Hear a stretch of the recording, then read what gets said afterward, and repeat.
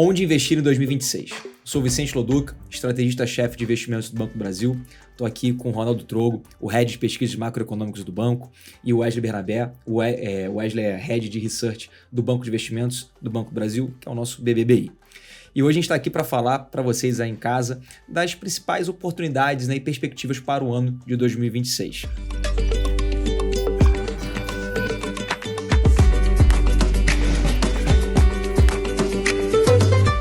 Boa tarde, pessoal. Bom dia e boa noite, dependendo aí de quem vai ouvir a gente, né? Obrigado aí pela presença de vocês. Prazer estar com vocês. Prazer estar com vocês também, telespectadores. Obrigado pelo convite de novo. Prazer estar com você, Vicente. Prazer, Trogo. Ótimo, pessoal. E para a gente já começar já de forma acelerada, gente, acho que é legal a gente olhar para trás, né, e ver o que a gente falou, né, nessa mesma mesa, nesse mesmo lugar, mais ou menos há um ano atrás, né? E aí, começando com a parte macro, Trogo, acho que a gente teve um ano de bastante acerto, né? Você cravou a questão do PIB, né, trazendo ali de forma muito corajosa ali já o número de 2,2, que é a expectativa que o mercado espera que para o PIB fechamento desse ano. Uma inflação resiliente ao longo do ano todo, né, que trouxe ali uma necessidade de uma atuação mais forte do Banco Central e que casa com a tese que a gente tinha aqui dentro de casa do banco, né, de você ter um aumento da Selic, um patamar de estabilização num nível mais elevado, né, que 15% que a gente tem hoje. E a gente também teve a questão do dólar, que essa aqui foi uma grande surpresa, né? Foi até positiva a surpresa, mas foi uma surpresa de fato. Então acho que todo mundo e a gente aqui também em casa no banco, a gente esperava um dólar mais forte globalmente e o que foi visto na verdade foi um dólar mais fraco, que acabou também impulsionando ativos e de mercado, de outros mercados, principalmente mercados emergentes. A gente vai falar, aprofundar disso aqui quando a gente for falar a parte mais de renda variável ali com o Wesley. Então esse daqui são as fotos, né, para a gente fazer essa comparação, fazer esse check ali para o nosso telespectador. Mas eu queria que você trouxesse para a gente, Trogo, como é que é esse filme, ou melhor, como é que foi esse filme ao longo de 2025 na parte macro? Não, bacana, Vicente. Então, primeiro, agradecer pelo checklist, né? Nós revisitamos ali o vídeo que fizemos ao final de 2024 e realmente, assim, olhando hoje, né, foi um vídeo com bastante felicidade da nossa parte, mas eu queria até trazer um ponto adicional para os nossos telespectadores. Que esse vídeo foi gravado ali meados de dezembro, que era um horizonte que nós já tínhamos a informação que o Trump estava eleito. Então, esse ponto foi crucial para que a gente entendesse que o ano de 2025 seria um ano bastante atípico, mas que, de modo geral, a gente entendia que os fundamentos macroeconômicos iam seguir em linha como a gente estava esperando. Então, de fato, né? É um ano de bastante incerteza, de bastante volatilidade, e apesar dessas questões relacionadas às direções das variáveis macro, à exceção do câmbio, nós tínhamos a ideia, mas não imaginávamos a intensidade das incertezas que vivenciamos ao longo do ano de 2025. Então, apesar dessa projeção macroeconômica bem fundamentada e bem estruturada, foi um ano que, especialmente para o trabalho de vocês, né, de bastante incerteza e bastante nuances diferentes, principalmente ali entre o segundo e terceiro trimestre. E aí um ponto que eu acho que fica na cabeça de todo mundo, né, e ficou muito datado, foi o dia da libertação, né, o Liberation Day, ali em abril, em que o ambiente tarifário ganha contornos muito diferentes com o que todo mundo imaginava e traz bastante volatilidade para o mercado, traz bastante incerteza, a tomada de decisão de pessoas, empresas, governos, ficou muito comprometida. Então esse ambiente a gente mapeou de perto durante muito tempo, mas quando a gente olha como que a economia conseguiu se organizar em 2025, acabou que aquele nosso ponto de partida em que gravamos o vídeo ainda ficou muito parecido. Então nós acompanhamos muito de perto várias nuances e questões setoriais que afetaram ali a partir do ambiente tarifário, mas quando a gente olha do ponto de vista macroeconômico, aquele ponto de partida, aquela largada lá do final de 2024, em linhas gerais, está vindo bem na direção e até na intensidade que a gente imaginava. Acho que por aí a gente começa a bater a nossa bola de hoje. Boa, Trogo, obrigado. E aí, quando a gente está falando, obviamente, né, dessas projeções, a gente falou também de ativos, né? E aí, não como recomendação, mas como discussão, né, e direcionamento para o ano de 2025, né? E acho que toda essa que você trouxe, esse mapa da floresta, falando sobre a questão das taxas, nas tarifas, né, que o Trump trouxe, incertezas geopolíticas também. Isso acabou fazendo com que um dos ativos, que é um grande queridinho, né, de hedge, de proteção, que é o ouro, ele continuasse ali um processo de ascensão muito forte, né? E a gente falou disso também no ano passado, que seria uma possibilidade de proteção, e nesse ano ele foi até mais de proteção, né? Foi um potencial de valorização de fato, né? Mais de 35%, dependendo da data que a gente tenha como base, e foi algo que a gente também trouxe nosso último papo aqui também. Teve uma surpresa, acho que teve uma surpresa negativa, foi positivo, mas foi uma surpresa que foi o dólar, do ponto de vista de alocação, né? A gente teve uma surpresa com os pré-fixados, né? Então os pré-fixados performaram bem acima do que era projetado, só para o telespectador ter uma ideia, né? Dos 11 meses até novembro, em 8, né? Ele supera o CDI, foi algo que foi além do que a gente imaginava que iria ter obviamente ali retornos positivos, né? Mas que não nessa magnitude, então essa aqui foi uma surpresa importante. E aí o time do Wesley ele trouxe para a gente, né, o alvo do Ibovespa, que até fechou em novembro, já atingiu o alvo que vocês tinham projetado no ano passado. E eu lembro também do destaque, a gente conversou sobre isso, sobre os setores financeiro, setor de utilities também, né? E aí foram 2 setores também que avançaram bastante, assim como os small caps. Aí, Wesley, do ponto de vista, olhando agora mais especificamente para a renda variável, né? A gente teve uma bolsa indo super bem, né? Acho que acima também até do projetado, né? Não só por vocês, mas para os analistas do mercado. Como é que você faz esse mapa, né? Ao longo do ano de 2025? Como é que a bolsa se comportou? Porque não foi linear, né? A gente teve ali algumas oscilações. Perfeito. Como é que ela funcionou, Wesley? Legal, Vicente. Acho que você usou um termo certo quando você falou da foto. A gente inicia o relatório de perspectivas 2026 falando que quem viu a foto, só a foto, não viu o filme, não viu a estrada esburacada que a gente passou no meio do caminho ali para chegar no... relatório que tá no link aqui, né? Essa produção vai colocar no link, tá lá no Invest Talk também, a sua seção Invest Talk, que tem tudo lá, viu, pessoal? Bem lembrado, bem lembrado. Então, assim, acho que o resumo que o Trogo fez foi perfeito. A gente tinha apontado uma simetria entre o valuation das empresas, né, aquilo que a gente estabelecia como valor justo para as ações e o que o mercado tinha precificado ao longo de 2024, que ficou muito aquém do que a gente esperava, e aí o mercado convergiu, de certa forma, para esse alvo. A gente atingiu ele em novembro, então a gente considera que foi uma convergência muito boa de expectativas, mas a gente também começou o ano com uma visão de dólar mais forte, de uma visão que favoreceria talvez empresas de uma característica mais exportadora, que diluíam o risco geográfico, né? Você citou bem, privilegiando também bancos no mercado doméstico, utilities que foram super bem, mas o que pegou a gente de surpresa foi o fato de que, no ponto de vista da guerra comercial, nós esperávamos que fosse algo que ficasse mais circunscrito a Estados Unidos e China. E lá em abril a gente descobriu que foi Estados Unidos, resto do mundo. Depois julho, depois que veio especificamente do Brasil. Então isso trouxe para nós bastante volatilidade, mas teve um elemento que é o de política monetária, tanto nos Estados Unidos quanto no Brasil, que ajudou muito a impulsionar ativos, rotação de carteiras, que eu posso comentar depois, que aconteceu e privilegiou mercados emergentes. Então, foto bolsa mais de 30%, olhando em reais, mais de 50% olhando em dólares, então um ano super positivo aí para a conta. Você falou do tarifaço, né, em julho, né, o tarifaço versão Brasil, né, versão Brasil. Teve a primeira, né, que foi em abril, né, exato. E a segunda que foi a versão Brasil, que pegou todo mundo ali de surpresa, né, e eu vou te fazer 2 perguntas aqui, tá? Uma é, como é que isso você, com o teu time lá de pesquisa, um time ali super qualificado, você recebe essa notícia, como é que vocês ali no dia a dia de vocês, caramba, agora eu vou fazer reprecificar o alvo de bolsa, ou como é que eu vou olhar ali os setores mais impactados? Conta pra gente ali de forma bem rápida, como é que foi isso no dia a dia ali? A gente fez, né, pro nosso corpo de gerentes, né? A gente fez uma call, nós 3, né, de forma mais específica. Mas conta pro pessoal que tá assistindo em casa, como é que é isso ali no dia a dia? Essa seria a primeira pergunta. E a segunda é, de fato, teve alguma alteração? Vocês fizeram alguma alteração? Isso mudou, de fato, a perspectiva? A gente sabe que logo, agora olhando em retrospectiva é mais fácil.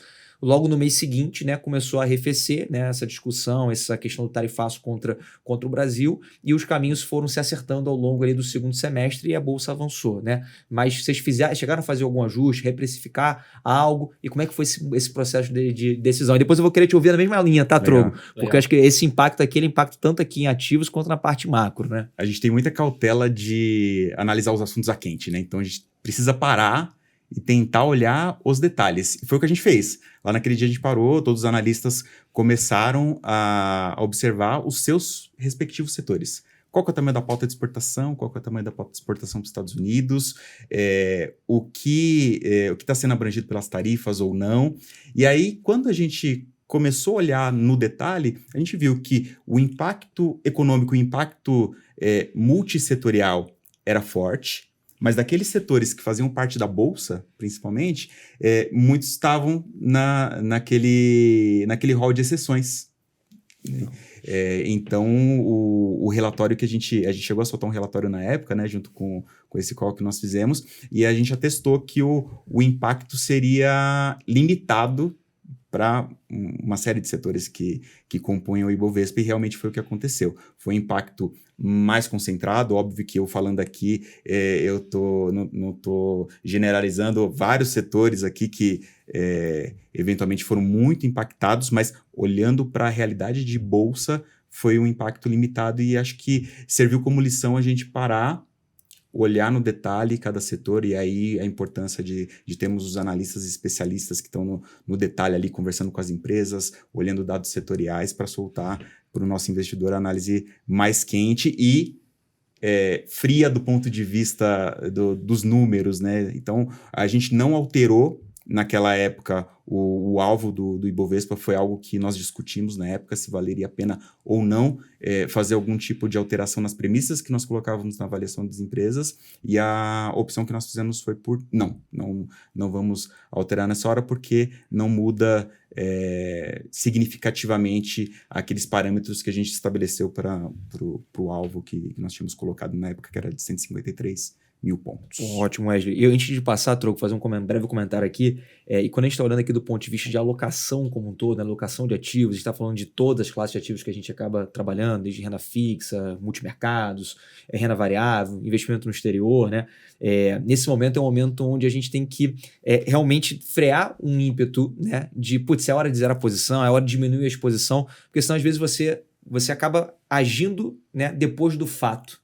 E aí quando age depois do fato, você pode perder uma recuperação. Então, nesse momento, a gente, com um time de especialistas, gerentes especialistas do banco, muitos clientes, mas será que agora acabou, agora deu tudo errado. Agora é dólar para cima e agora é bolsa para baixo, e muita gente tentando realizar as suas posições. E aí foi um trabalho muito, muito forte feito pelo time de especialistas para poder segurar esse ímpeto do cliente. E aí, se o cliente tivesse tirado essa posição dele em renda variável, por exemplo, ou em outras classes de ativos, teria perdido esse ciclo de alta que a gente teve ali depois de julho, né? E de agosto até agora em bolsa, né? E aí aqui acho que reforça o ponto, e aí para quem está nos ouvindo de casa, da necessidade de você diversificar o seu portfólio. E aí aqui a gente está com uma Selic de 15%, né? Selic alto, né? Acho que isso é muito claro para todo mundo, dentro de um mandato muito correto do Banco Central para poder segurar a inflação, que está ganhando muita credibilidade perante o mercado, né? E a gente pode também ter aqui uma predisposição a fazer uma alocação única e exclusivamente em pós-fixado.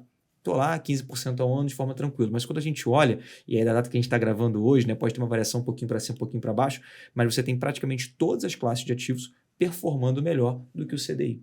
Então você tem um CDI alto, né, vindo a reboque de uma Selic alta, mas com outras classes de ativos, seja pré-fixado, seja indexado à inflação, seja cripto, seja ouro, performando bolsa, performando melhor do que o CDI. Cripto agora não, porque deu a correção agora de 17%, a gente vai falar até um pouquinho disso um pouquinho mais para frente, mas a boa parte das classes de ativos performando acima. Então é importante aqui a gente ter essa diversificação, tá? Então reforçar para quem está nos ouvindo em casa dessa necessidade de diversificação. E até quando eu falei de cripto aqui, né, a gente falou no ano passado, né, num vídeo que a gente fez mais individual, sobre oportunidade, né, e também com a possibilidade de ter algum tipo de correção, né? Então, uma oportunidade com volatilidade, e foi exatamente isso que a gente viu dentro aqui do banco. Isso aí fica dentro de uma classe de investimentos alternativos, pessoal, com uma exposição baixa do portfólio, é importante aqui ressaltar, mas, de novo, é uma exposição onde você consegue capturar eventualmente esses ganhos, e no caso de movimento de perda forte, não afeta a sua parte maior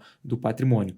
E aí a gente deixa ali a diversificação para os ativos mais tradicionais, e reforçando que essa diversificação ela agrega valor para o seu portfólio, agrega valor para o seu patrimônio. Então, feito esse parênteses aqui um pouco mais longo, né, Trogo? Agora eu queria te ouvir aí, a mesma pergunta que eu fiz pro Wesley, como é que foi ali na parte macro, no meio do tarifaço?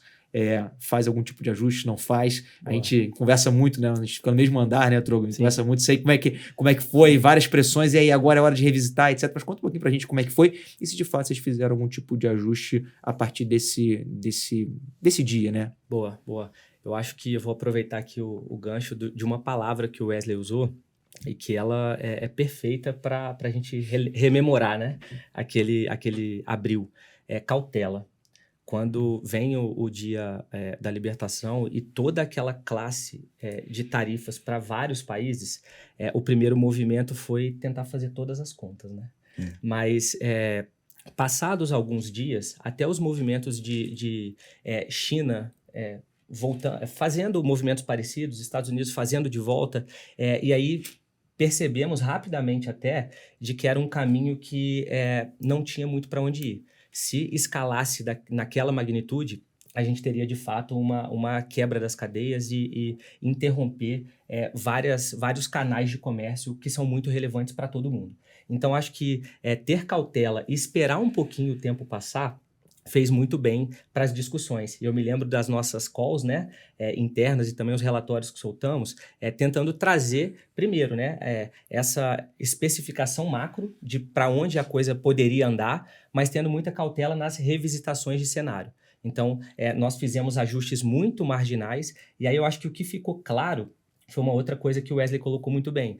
Do ponto de vista setorial, nós tivemos impactos que são muito representativos. Mas quando olhamos um pouco mais de cima para essa floresta, o macro acabou se virando muito bem. Até porque os países conseguiram traçar estratégias e alternativas para conseguir comercializar. Tudo bem que num preço um pouquinho maior, num preço que incomoda um pouco mais os bancos centrais. Mas o que a gente percebeu foi um movimento quase que global, trazendo outras alternativas para que os produtos continuassem sendo comercializados. E isso, inclusive, reflete numa resiliência grande da atividade econômica em 2025. Lembrando que tivemos, em algum momento ali, pós-tarifaço, a expectativa de que a economia global poderia entrar num processo recessivo muito importante.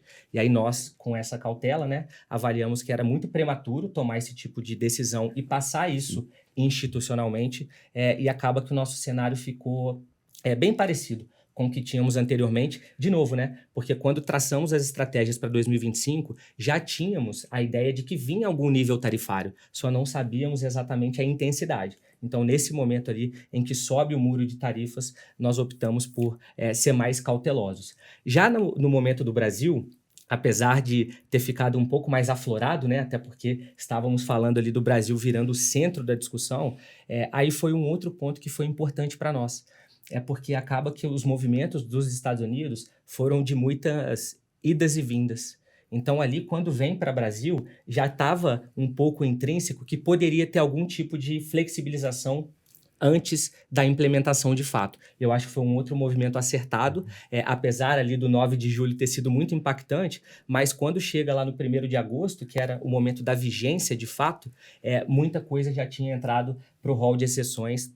E aí, do ponto de vista macro, a gente continuou praticamente inalterado em relação ao que tínhamos no cenário anterior. Então, acho que a palavra aí desse momento, né, e todo esse movimento de muita incerteza mundo afora, foi cautela. Porque senão corríamos o risco de ter que ficar revisitando o cenário, que do nosso ponto de vista é uma macroeconomia mais estrutural, corríamos o risco de ter que ficar trocando o cenário toda hora, né? E aí, para os nossos investidores, para a nossa instituição, para o nosso board, esse é um tipo de trabalho que a gente tem que ter muito cuidado, porque a perenidade do cenário macro é muito importante para nós também, né? Até para facilitar e subsidiar as estratégias de vocês. E é emblemático você falar isso, Trogo, porque isso pesa muito pro investidor que está começando, né? ele vai olhar o jornal, e aí um dia ele abre e o mundo tá acabando. No outro dia ele abre, o mundo tá só flores. Então, gera uma ansiedade muito grande. Gerou essa ansiedade nos nossos assessores, que estão lá no dia a dia com os clientes, gerou muito mais ansiedade em quem tem o recurso. Então, acho que esse trabalho que a gente faz tem muita responsabilidade por trás, justamente porque nós somos esse olhar mais frio, né?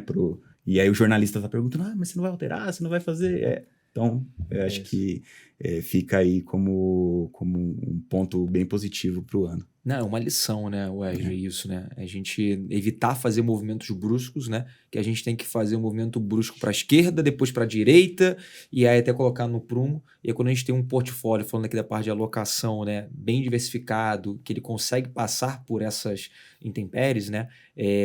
A gente acaba tendo uma necessidade menor de fazer ajustes, e ajustes são muito pontuais. Você só tira um pouquinho de peso aqui, um pouquinho ali, mas não precisa fazer grandes mudanças, né?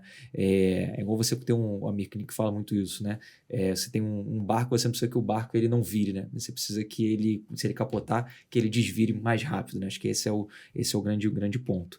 E é aqui, gente, agora olhando para 2026, né? E começando lá de fora, tá, Trogo? A gente tem ali um Fed que foi até um pouco agredido ali em relação à sua independência, né? Uhum. Mas acho que está muito claro um viés mais voltado para um cuidado maior para o nível de atividade, né? E aí a gente está falando de nível de atividade, de pleno emprego, né? De trabalho, mercado de trabalho também. Então, dentro desse duplo mandato, né? Voltado mais para a atividade, do que uma preocupação com inflação. O que acaba deixando ali uma inflação americana, de repente, num patamar mais alto do que historicamente ela sempre veio, né? E aí eu queria que você começasse para falar de projeção para frente, né? Começando lá de fora, como é que você enxerga, né, essa dinâmica aí de política monetária nos Estados Unidos, para depois a gente começar a falar do Brasil, porque acho que esse é o fio condutor, né, que acaba derivando para depois decisões de política monetária para todo o resto do mundo, né? Sem dúvida. Perfeito. Eu acho que essa nossa introdução até grande, né, com 2025, ela acaba virando uma boa base para a gente pensar o 26. Falamos muito aqui de incerteza, volatilidade, cautela, de parcimônia na identificação do cenário, né, da necessidade ou não de fazer alterações. E quando a gente olha para tudo isso que vivemos em 25, e começamos a pensar em 26, o nosso sentimento é que o 26 vai trazer um ambiente construtivo. E aí eu colocaria 3 pilares fundamentais para falar sobre esse ambiente que parece construtivo para o próximo ano. O primeiro deles é que, para nós, o nível de incerteza que bateu recorde ali nesse período de tarifa, mas que já vem retornando, ele deve continuar nessa toada. Então, o nível de incerteza em relação à condução de política econômica nos Estados Unidos, em relação a questões institucionais, em relação à incerteza mundial mesmo, né? Tem vários índices que medem esse sentimento, a gente imagina que o 26 vai ser mais parcimonioso do que esse 25, que vai ficar muito marcado. Acho que lembraremos no futuro de um 25 que trouxe muita nebulosidade. 2026 a gente imagina que vai ser um pouco menos. O segundo ponto importante, que vai direto aí ao ponto que você colocou, é na expectativa de continuidade do ciclo de flexibilização monetária. Tivemos ali, entre janeiro e agosto, um Fed muito cauteloso, não tomando decisões rápidas de escolher, né? Combater a inflação ou preservar o emprego. Então, o Fed foi muito parcimonioso, foi muito cauteloso nessa tomada de decisão, e aí, a partir de setembro, ele coloca no balanço de riscos dele como o mercado de trabalho como preponderante. E aí começa esse ciclo que avançou ali setembro, outubro, e a gente imagina que até o primeiro trimestre de 2026 teremos espaço para cortar juros. Então, pensando do ponto de vista global de juros, são condições financeiras vindas dos Estados Unidos que são menos apertadas. Qual que é só o asterisco que eu coloco aqui para a gente fechar essa parte da condição financeira e de taxa de juros? É que, em que pese a taxa continuar caindo por mais algum tempo, né, são ajustes residuais, mas que trazem a taxa um pouquinho para baixo, é um nível de taxa de juros que deve ser maior do que nós experimentamos em outros momentos, como, por exemplo, no pré-pandemia. Então, para os nossos investidores, apesar do recado ser de taxas de juros caindo, não é num nível de taxa de juros próxima de 0 ou 1%, 2%. a gente está falando de juros ali ao redor de 3,5%. Então, apesar do movimento de queda de juros, ele para até um pouco mais alto em função do risco inflacionário que continua no radar dos bancos centrais. Então, acho que esse foi um outro ponto muito importante que você colocou sobre a inflação incomodar um pouquinho mais. Então, é isso mesmo. Agora, os bancos centrais farão ajustes finos para proteger o emprego, mas sem perder de vista o ambiente inflacionário para que ele não descole muito das metas que são perseguidas. Então, acho que esse é o segundo ponto bastante relevante. E aí, quando a gente está falando, né, dessa flexibilização da política monetária, né, lá fora, e aí, somente que isso aqui pode ter um impacto também na parte de ativos, né? Então, aqui a gente continua com uma visão positiva para a Bolsa lá fora, acho que muito puxado pela tese de IA, né? Então, tudo que é envolto disso de tecnologia, né? A gente acredita que vai continuar carregando ali um pouco os ativos lá nos Estados Unidos. Então, a gente aqui, dentro da parte de alocação, a gente não vai sobrealocar, mas a gente também não vai tirar a alocação da parte de renda variável no exterior. O Ed também, se quiser falar um pouco sobre essa temática, como é que isso também impacta aqui também no mercado doméstico, fica à vontade. Mas só para fazer esse gancho, como é que a gente transforma, né, essa parte de cenário na parte aqui nossa aqui de ativos, né? E aí, Trogo, quando a gente está falando de flexibilização de política monetária, obviamente a pergunta já direta é como é que isso aqui vai se conectar dentro do mercado aqui, dentro do cenário aqui do Brasil, né? Já vi lá o último relatório de vocês, né? É uma queda de Selic a partir de março, se não me falha a memória, chegando até 12% no final do ano, né? Como é que vocês imaginam, né, essa condução de fato, né, da política monetária e quais vão ser os principais direcionadores para essa decisão, né? Então, o porquê de começar em março e não começar em janeiro. Legal. E o porquê de chegar a 12% e não chegar a 10%, né? Acho que isso é legal para a gente poder até fazer uma diferenciação com algumas projeções de mercado, né? E trazer um pouco aqui, imprimir um pouco aqui da nossa marca aqui do banco. Não, bacana. E só complementando a parte de flexibilização lá fora, um terceiro ponto que conecta muito com esse cenário brasileiro, que eu acho que é legal para os investidores terem no radar, é a resiliência da economia global. Né? É um PIB global que no ano que vem deve crescer ali próximo a 3%, que a gente imagina que é o nível mais ou menos do potencial. Então, são esses elementos que formam esse ambiente global que a gente imagina que é construtivo. E aí, fazendo a conexão para o Brasil, né? Como que esse ambiente que a gente espera de menor incerteza, de queda de juros e de atividade ainda resiliente pode impactar aqui dentro? Acho que o ponto principal é essa condução da política monetária, né? Até para falar de diferencial de juros, falar de perspectiva de inflação e de atividade econômica. O que a gente tem visto na evolução dos dados? O PIB do ano de 2025 vai ser um PIB de 2,2, diferente ali do 3,4 que vivenciamos no final de 24 e de um PIB ao redor de 3 desde o pós-pandemia. Então, é um PIB que vem se enfraquecendo. E aí, na esteira desse PIB um pouco mais enfraquecido, o que a gente está percebendo é uma inflação que também vem cedendo para dentro do intervalo que o Banco Central persegue. Então, este ano devemos acabar com a inflação abaixo do teto da meta, o que acaba sendo uma notícia que reforça a credibilidade do Banco Central, que os investidores enxergam com bons olhos, né? Porque o Banco Central tem feito o trabalho. E aí, quando a gente pensa para 2026, nessa mesma esteira, com uma Selic ainda de 15%, a nossa expectativa é que o PIB continue nesse processo de desaceleração. Então, para o ano que vem, no ano passado eu fui ousado aqui, né? Coloquei o PIB de 2,2, vou fazer de novo esse ano. A nossa expectativa para a atividade econômica é de 1,7. Então, este PIB é um pouco menor do que nós vimos nos últimos anos, para nós vai gerar um ambiente inflacionário que é menos adverso, que faz com que a inflação convirja ali para algo mais próximo de 4%. E é a partir disso que a gente imagina que o Banco Central começa a enxergar espaço para fazer o ciclo de corte de juros para nós em março. O mercado discutiu muito sobre se dava ainda para fazer corte de juros em dezembro de 2025, se janeiro ou se ficava um pouco mais para frente.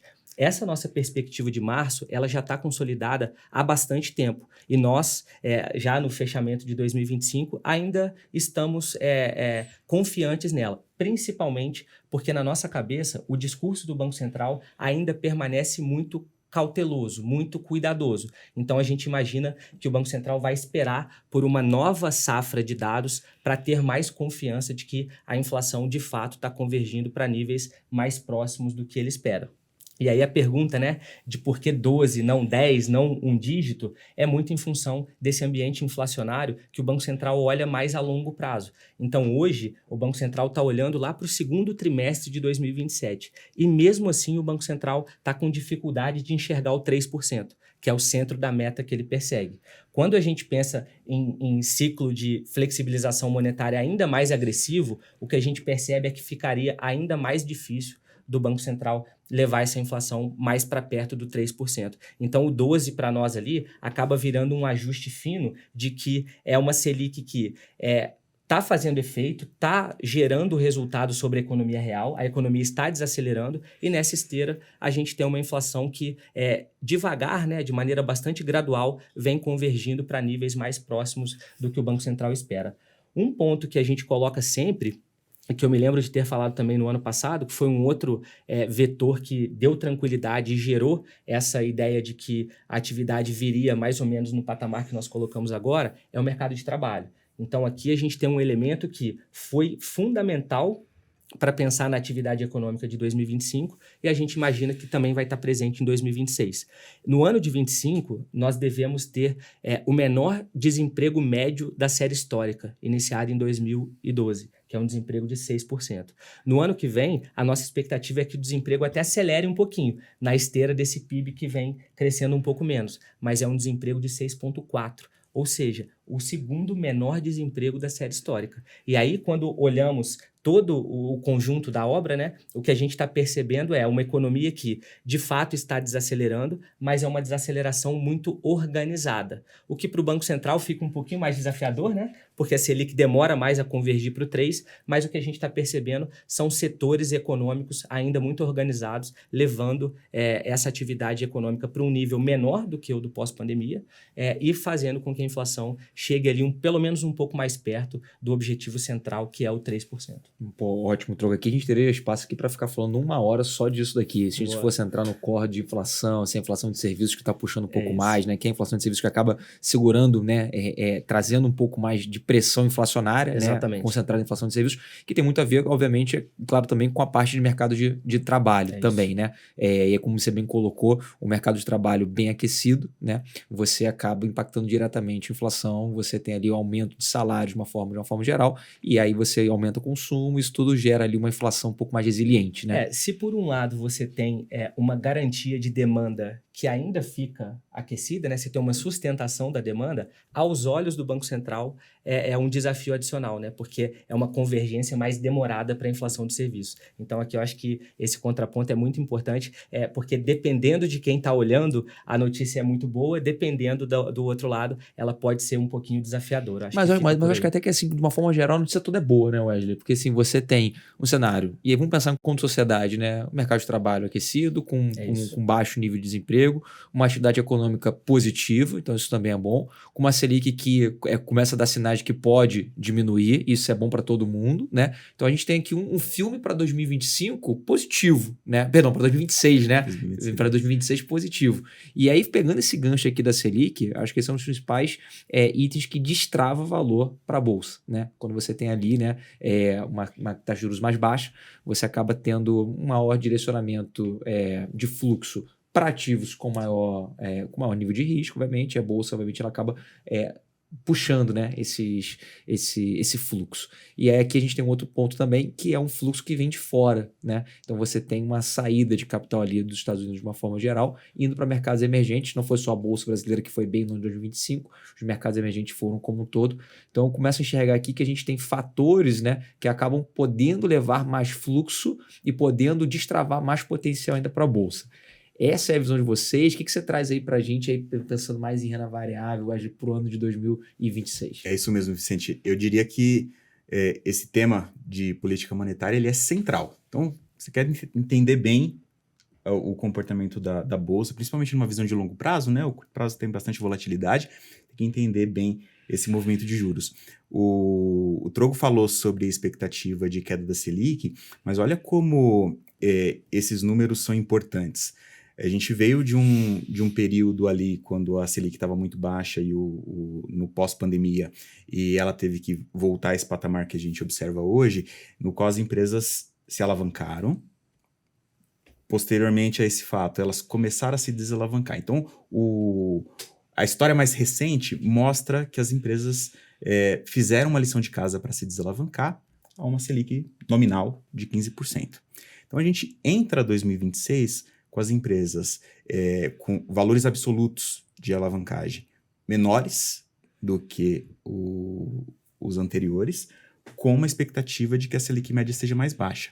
Então, por mais que a gente fale de 13%, 12%, isso em pontos percentuais, olhando no resultado, na última linha da DRE de cada empresa, isso abre espaço de alguns pontos percentuais a mais do que o corte da Selic em margem das empresas. E isso, essa abertura de margem para as empresas, essa recomposição de margens, significa mais lucro, que pode ser ou usado para reinvestimento, ou para melhorar a estrutura de capital, ou então retorno para o acionista via dividendo, que nesse caso é o melhor dos mundos, a gente privilegia muito essa tese. Então, olhar para esse cenário de juros ver o apetite a risco aumentar, principalmente nesse cenário. Então, dá para cortar em algumas etapas. Bolsa de longo prazo tem a ver com a atividade econômica. Então, quando o Trogo vem aqui e diz que a atividade econômica ela desaquece, mas ela permanece resiliente, converge com a visão que nós temos lá no BBBI, que é de resultados estáveis ao longo de 2026. Beleza. Então, não tenho deterioração de resultados, o que é bom. Aí, fazendo o link com o mercado americano, lá no começo de 2025, a gente teve o advento do DeepSeek, né? Surgiu o DeepSeek, todo mundo ficou preocupado que, poxa, mas a IA nos Estados Unidos custa muito caro, IA na China não custa, né? E agora? Ao longo do tempo, o mercado se estabilizou, mas fato é que veio alguém para colocar uma dúvida nos investidores de se os investimentos em CAPEX, em capital fixo dessas empresas norte-americanas compensam a expectativa de crescimento. E aí a gente passou por um período de rotação de carteiras, né? Então, a importância de olhar para a expectativa de resultados. Então, volta aqui para o Brasil, expectativa de resultado positiva. Então, a gente olha para uma outra variável, que é a taxa de desconto. Então, hoje, o preço da empresa é o fluxo de caixa dela trazido a valor presente. Qual que é essa taxa de desconto? É um mix da taxa livre de risco aqui no Brasil, que é a Selic. A gente olha para o mercado norte-americano também. Então, se a Selic aqui está caindo e as Fed Fund Rates também estão caindo, aí é o melhor dos mundos para trazer fluxo de estrangeiro para cá. E aí um outro fator que a gente olha também é a precificação relativa. Precificação relativa é olhar níveis de múltiplos da Bolsa ou de um conjunto de empresas aqui do Brasil e comparar com outros países. E o Brasil já vinha com um nível de precificação muito, muito aquém. Se a gente colocar tudo mais constante, expectativa de lucro corrente, com a Bolsa sendo negociada a 10 vezes e meia preço-lucro, que é a média histórica, a gente estaria falando de Bolsa de 172 mil pontos só para começar a falar de fundamentos. Né? A gente está rodando um pouco abaixo de 160 mil pontos enquanto a gente grava aqui. Então, a expectativa é favorável. Não sei se você quer que eu fale já do nosso alvo para a Bolsa. Já pode dar os spoiler para o pessoal já qual é o alvo. Então, o que a gente fez nessa temática, Vicente? Então, resultados mais estáveis e benefício dessa redução de juros que traz o benefício para a redução de custo de capital. Hoje a nossa análise bottom-up, que é a análise que é a partir do preço-alvo de cada analista, chega num alvo de 186 mil pontos. Isso dá mais ou menos 18% em relação a esse fechamento de novembro, um pouquinho do preço que a gente tem em dezembro. E aí vem aquela pergunta, poxa, mas subiu 30, e aí, vai continuar subindo? Acho que essa é outra ansiedade que gera para o investidor. Lembrando que 24 o desempenho foi negativo, né? A gente teve 2 meses ali, novembro e dezembro, que foi uma pancada para baixo, né? 23 foi muito positivo, depois 24 foi ruim, 25 foi positivo. Então tem a gangorra, tem a montanha-russa dos mercados. Mas o que a gente pode fazer nesse sentido, né? A gente tentou trazer no relatório alguns estudos para os investidores, e um deles a gente faz alguns recortes de janelas de longo prazo. Sempre olhar para a Bolsa, olhar para o longo prazo. Então, a gente elegeu 5 anos como um período razoável ali para a gente olhar fluxos de bolsa. Então, a gente fez recortes de 5 anos ao longo de 25 anos, de 2000 a 2024 e um pouquinho de 2025. As melhores janelas de desempenho estão diretamente associadas aos períodos de corte da Selic. Então, se a gente acredita, como o Trogo bem mencionou aqui, que essa credibilidade que o Banco Central está ganhando abre espaço para que os cortes de juros sejam feitos de forma mais estruturada, ainda que a magnitude seja menor do que em outros períodos, a gente tem um espaço muito grande ainda para a Bolsa subir. Então, isso que nós vivenciamos agora em 2025, eu diria que é um começo de ciclo. Ótimo, Wesley. E assim, você teria algum destaque de setor, né? A gente teve ali em 2025, você verbalizou ali financeiro, utilities. Para 2026, vocês fizeram esse trabalho aí para poder destacar ali 2 ou 3 setores que vocês acreditam que dentro desse mix todo ainda podem sobressair quando comparado ao Ibovespa, por exemplo? Fizemos sim. Lembrando para o investidor, Bolsa no Brasil hoje, ela é basicamente commodities, com Petro e Vale e outros setores relacionados a commodity, siderurgia de mineração, óleo e gás, que são essas duas, né? Financeiro, tem 1/3 do índice, às vezes um pouquinho mais, dependendo do recorte que o investidor faz, e alguns outros setores que compõem esse outro terço aí, desde utilities, setor de indústria, varejo.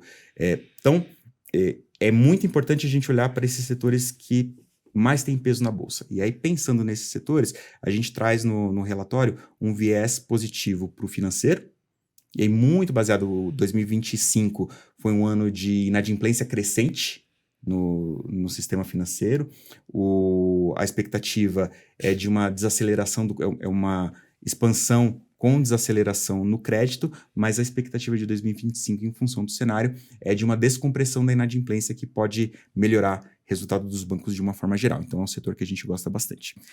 Inclusive, nesse ano... E você pode trazer ali qual empresa desse setor que vocês mais Sim, gostam? eu ia comentar isso agora. A gente tem a predileção pelo Itaú, que é uma empresa que a gente já indicou em outros períodos pela resiliência dos resultados, mas esse ano é a primeira vez que a gente traz um BDR para compor a seleção de bancos com o Nubank.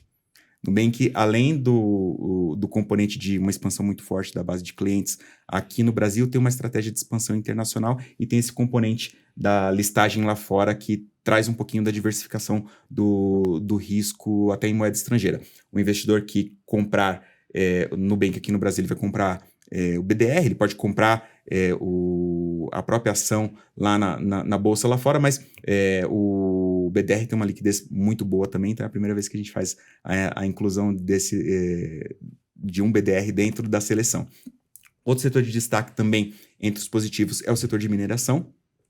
E aí, diferente de outros anos, não por conta de China, aqui existe uma demanda muito forte do mercado chinês, ela vai continuar direcionando e dando preço para o minério de ferro ao longo do tempo, mas a nossa analista já começa a identificar uma demanda mais forte de outros mercados para o minério de ferro brasileiro, aí notadamente Índia, Oriente Médio e algumas regiões dentro da África. Isso é muito importante porque tira um pouco desse refém que acaba esse setor sendo demanda chinesa, Sim, né? Então você tem ali exatamente. A China, que está passando por um soft land, né? A atividade ali em torno de 5%, se não me falha a memória, mas ainda com alguns desafios, inclusive em setores como de construção, como de moradias, né? E aí de construção civil de uma forma geral, que acaba impactando a parte essa parte de economia real chinesa, acaba impactando a Vale aqui no Brasil, e, enfim, e todo esse setor, né? Então é legal essa tua visão, porque a gente tira essa dependência. Não corta, obviamente, porque acaba sendo, ainda são normalmente os principais compradores, mas diminui essa dependência, né? Esse é um fato interessante. A gente gosta bastante também do setor imobiliário aqui no Brasil, foi um setor de destaque ao longo de 2025, ocorreram algumas políticas, né? Implementação de algumas políticas que podem destravar mais demanda para o setor. Então, dentro desse setor a gente tem Cyrela, por exemplo, como uma das indicações. Então, acho que eu destacaria esses três. Tem outros setores com com viés positivo lá no relatório. Não, e para isso que eu falo, cliente para quem quiser, vai lá no relatório, não vou entregar tudo aqui que é Exatamente, tem que entrar no relatório. Senão o pessoal da produção fica assim, não, vocês falaram tudo, não.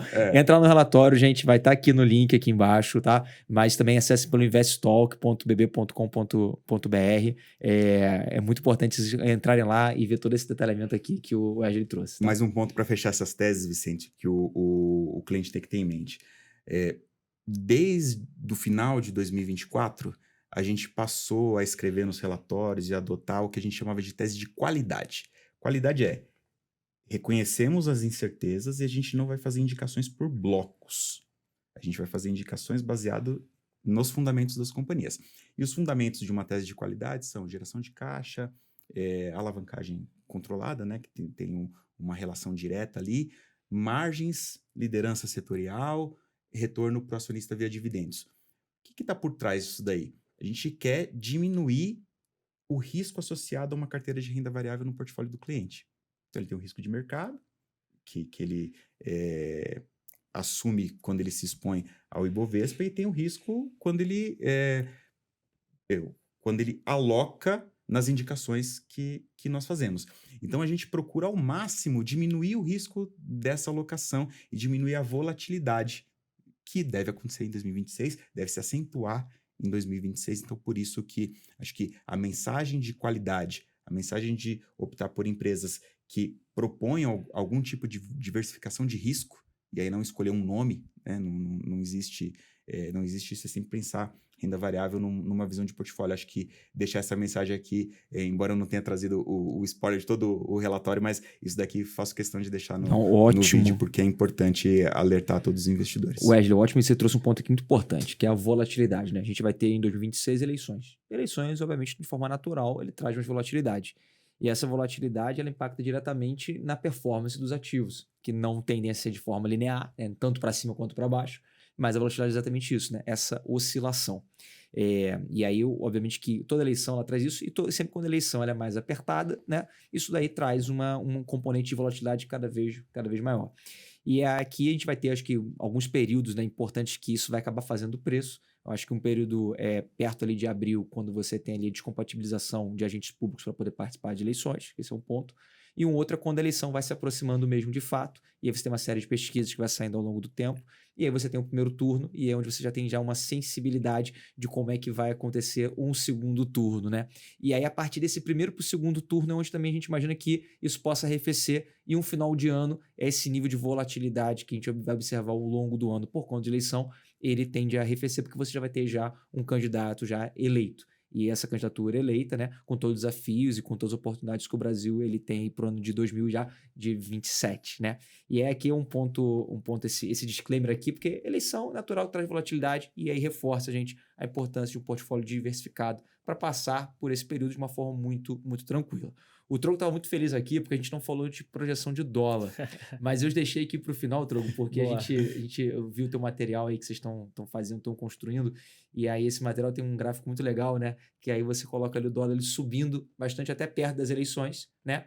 E aí depois ele volta a arrefecer e passa e fecha no patamar de 5,50 ou 5,60, se não me falha a memória, né? Então, para a gente já ir encaminhando para o final aqui, né? A gente acho que falou de quase todas as variáveis macros aqui de projeção de renda variável. No final eu vou falar um pouquinho da alocação como um todo, mas essa parte de dólar, e aí mais especificamente do dólar com eleição, como é que você imagina esse plano de 2026? Não, bacana. Para quem já conhece aí essa dobradinha aqui, o Vicente costuma falar que o câmbio é o cemitério dos economistas, né? Então, ele sempre me pega nessa aí.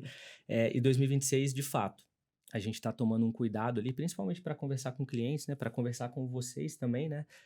Porque a gente entende que para fechamento de balanço trimestral, pensar nesse comportamento do câmbio pode ser muito importante. Então, a nossa projeção para 2024 ela é 5,40, já está há bastante tempo nesse patamar e a gente está confortável com esse 5,40.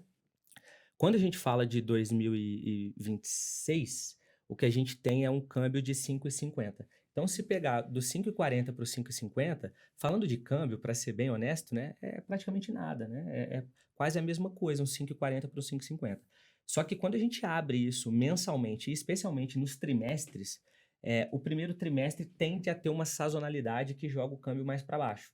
E aí, é justamente nessa virada ali de março para abril que começa a esquentar de fato o ambiente eleitoral no Brasil. E a gente imagina que do segundo para o terceiro trimestre, com essa aproximação do ambiente eleitoral, a gente deve ter um câmbio um pouco mais pressionado por volatilidade, por incerteza e por todo o pleito eleitoral que acaba trazendo essa incerteza e essa volatilidade para o mercado. Então, a gente imagina que, pensando nos ativos, né, pensando nas variáveis macro que nós projetamos, o câmbio deve ser uma que responde bastante ao ambiente eleitoral. Então, acho que esse recado aí, né, para os investidores, para as empresas, faz bastante sentido. É uma informação que pode ser muito estratégica, principalmente pensando em fechamento de balanço, né? E aí, como você muito bem colocou, a própria resolução da eleição, e a gente imagina que o compromisso fiscal, né, essas questões relacionadas a contas públicas, vai estar no centro da discussão das eleições do ano que vem. Esse próprio encaminhamento do vencedor junto com o plano de governo já faz com que o câmbio volte para patamares mais próximos a esse que a gente imagina que é o 5,50.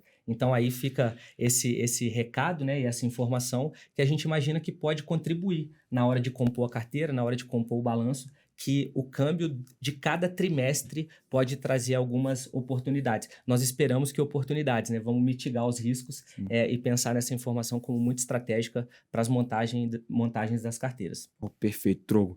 Então, para a gente ir para o final aqui, né? Quando a gente pega aqui cenário macro, pega a parte específica aqui de renda variável, né? Colocando isso aqui todo dentro do nosso caldeirão, né? Para a gente poder falar aqui de alocação como um todo, a gente vê aqui indexados à inflação e pré-fixados como boas alocações versus CDI. Então, a gente imagina aqui um ganho potencial. Na parte pré-fixado, a gente imagina que possa ter até uma aceleração dessa queda, que é o mercado não de queda de juros, que o mercado ainda não esteja precificando e possa acelerar e potencializar esse pré-fixado. Mas aqui é importante aqui destacar que mesmo não acontecendo, né, a gente tem um carrego desses ativos e que garante ali um retorno que a gente entende sendo um bom patamar. Na parte de multimercados, nosso posicionamento deve ser neutro, a gente acompanha aqui os gestores, né, um ambiente até de incerteza, né, a captura de valor ela não foi tão assimétrica assim, então não foi tão alta. Então a gente imagina para 2026 também um cenário desafiador para os gestores. A gente traz aqui de uma forma neutra, né, sem uma sobrealocação, sem uma subalocação e fazendo uma escolha dos fundos de uma forma cada vez e sempre mais criteriosa. Tá? Na parte de renda variável no exterior, a gente tende a manter neutro também. A gente imagina que tem uma alocação que a gente possa trazer mais preponderantemente para a bolsa local.